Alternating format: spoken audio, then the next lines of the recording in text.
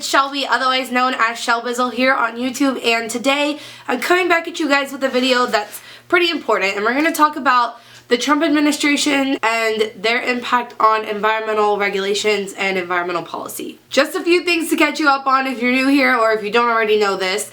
I used to do a lot more political and social justice type videos on my channel. I've moved away from that recently just because it's hard to keep up with all the different types of content I want to do every week, but it is something I'm still very involved in, both in my professional life, and it's just an interest of mine. I think it's important to remain informed in today's society, so that's why I'm making this video, and also because I have subscribers from back then who missed that type of content, so I want to make sure that I can please everyone. So we're going to focus on people he's appointed and their backgrounds and things that he has said and tweeted, if you will. So let's go ahead and get into this.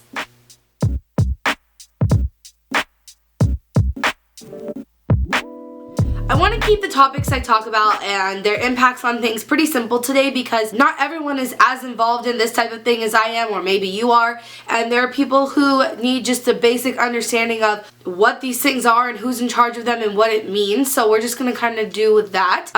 The first thing that set me off about Donald Trump in the primaries was when he was campaigning and he said how terrible the Department of Environmental is. But largely, we can eliminate the Department of Education. Department of Environmental, I mean, the DEP is killing us environmentally. The Department of Environmental doesn't exist. The government entity that regulates the environment is known as the EPA, the Environmental Protection Agency, and the fact that someone who was running for president didn't even know that but thought we should get rid of it set off a red flag in me immediately. Other worrisome things Donald Trump has said during his time of running for president and even before that was when he tweeted that climate change is a hoax invented by the Chinese. I don't even get that. Because when I was in China was a mess in terms of air pollution, so I can tell you that they didn't make up climate change to enforce environmental regulations, to have more government control. They're already a communist government. So there's that. Another thing Donald Trump harped on during his run for president in the primaries and in the general election, he harped on draining the swamp. And what that means, if you guys don't know, and I won't go too deep into this, but to me, money in politics is the most important issue that impacts every other issue and very, very heavily impacts environmental regulation. The reason this is because some politicians can take donations from oil and gas industries who have a vested interest in making sure we don't regulate climate change and making sure that the public doesn't believe climate change is real. So when Donald Trump talks about draining the swamp, that's something that I would be in favor of. However, when you look at the people he has appointed up until this point, it's very clear that whatever he was meaning by drain the swamp is not the same thing that I interpreted it to be. Or he was just lying. You decide which one of those are true. Donald Trump appointed a man named Scott Pruitt to be head of the EPA. Now, if you've been paying attention to this at all, you already know this, but Scott Pruitt is very, very heavily funded by the oil and gas industry, which, again, is not draining the swamp. It's the complete opposite of getting out all the swamp monsters who are funded by big corporations and who are corrupt. He appointed a corrupt politician to be head of the EPA. Scott Pruitt has not only taken money from the oil and gas industry, he has also sued the EPA multiple times. Things that Scott Pruitt has fought against in the past include decreasing legal levels of mercury as well as arsenic. That's someone I want to be head of the Environmental Protection Agency, someone who thinks we should have more mercury and arsenic. Now, I think something that people really don't understand and that I have an expertise in is that the Environmental Protection Agency is not really looking out for the best interests of the environment. Let me explain to you what that means. I don't know what you guys think of when you think of the environment, but for me, I think of ecosystems. I think of regular earth processes that we as humans are impacting. So our waterways, all of the ecosystems that take place in our waterways, climate change, how that's going to impact our atmosphere, as well as the animals here on the ground who depend on certain temperatures and certain weather patterns. When I think of the environment, I think of things much broader than just the human race.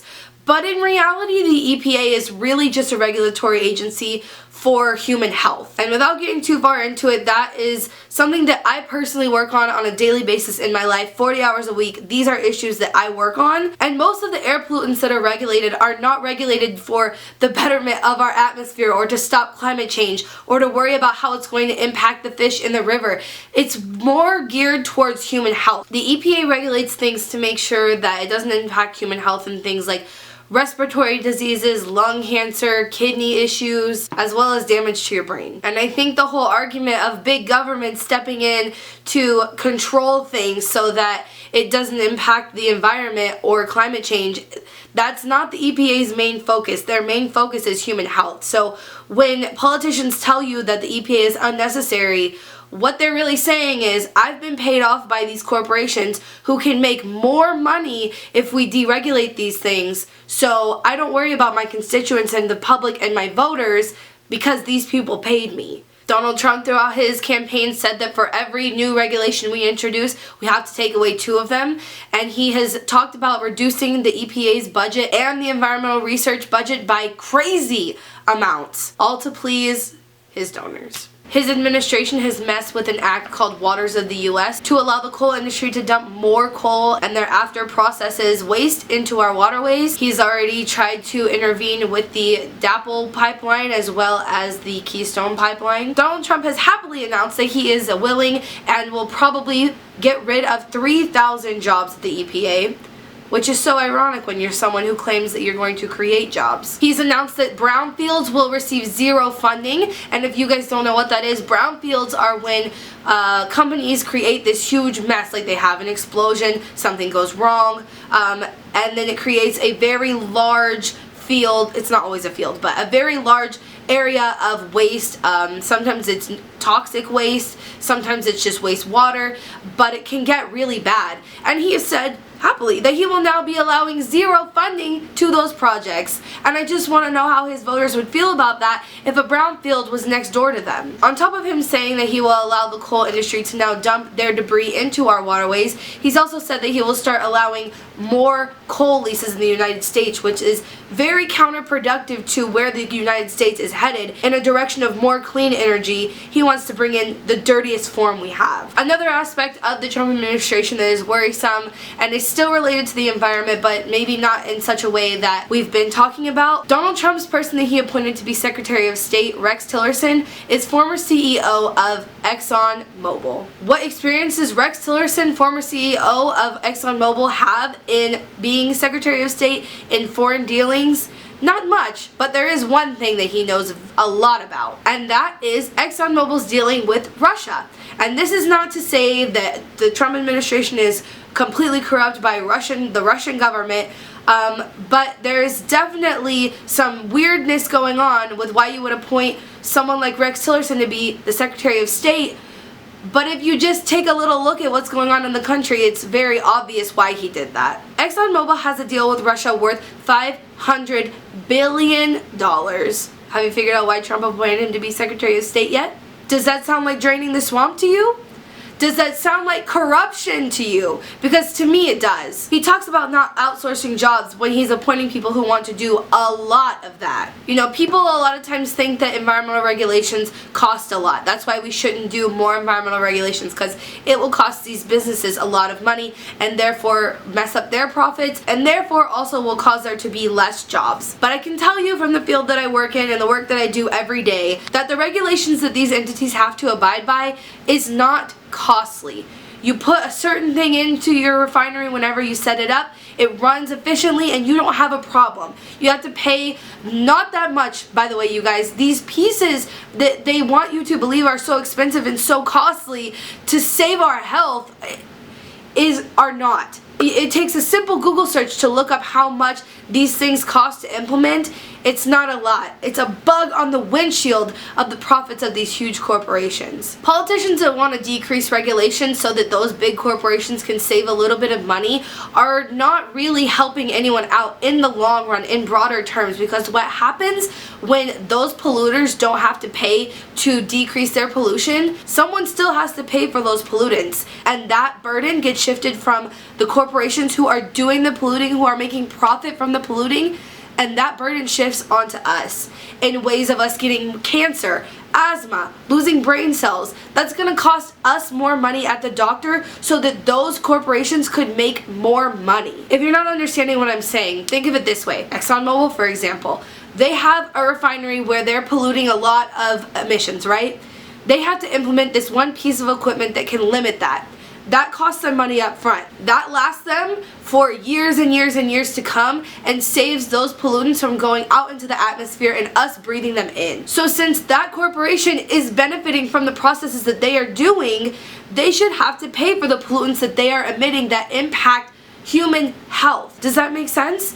If they're not paying for the pollutants and paying to not pollute our earth, we end up paying for it through our health bills. Not a lot of politicians tell you this, and not a lot of politicians fight for the opposite to happen, because both Democrats and Republicans are paid off by the oil and gas industry. But when a decent politician who is looking out for the good of the public comes along, they will tell you that we should not be the ones to pay so that those corporations can profit. And that's kind of where I stand on this issue.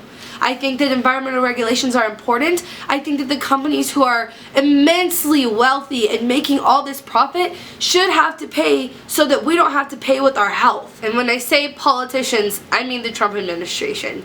He has said from day one that he thinks environmental policy, environmental regulation is hurting business, and he wants to do less of it. But all that really means is that he's been paid off by someone so that he can implement things that save the big guy money and shift that burden onto us by worse health and also our health bills. So I know this video isn't the most uplifting video, but I think it's very important to be aware of these issues so that you can contact your representatives and tell them how you feel, so that you can know who you should and shouldn't vote for in all elections that are upcoming. I really want to encourage you guys to stay up to date on what's happening in the world, and not only on the environmental side, but on the political side, the social side, the economic side, all things. It's very important to be an informed citizen. Now, I don't want to leave you completely discouraged and feeling like you can't do a whole lot, which since this election has already come and gone, we are kind of stuck in this situation for the next 4 years as far as the Trump administration is concerned. However, people in Congress and the Senate will be up for re-election before Trump is,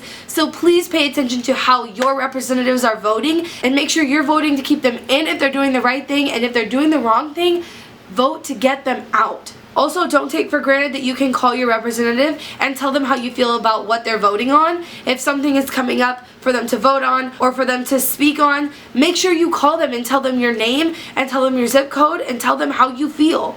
Their job is to represent you, so you have to make sure they know who they're representing. And the last thing that you can do, something that I do every month, is you can volunteer and donate to Wolfpack. Wolfpack is an organization dedicated to getting money out of politics, and as we've talked about today, that is a huge reason why these environmental regulations are getting pushed down, because people in the oil and gas industry are funding these representatives to side with them instead of us.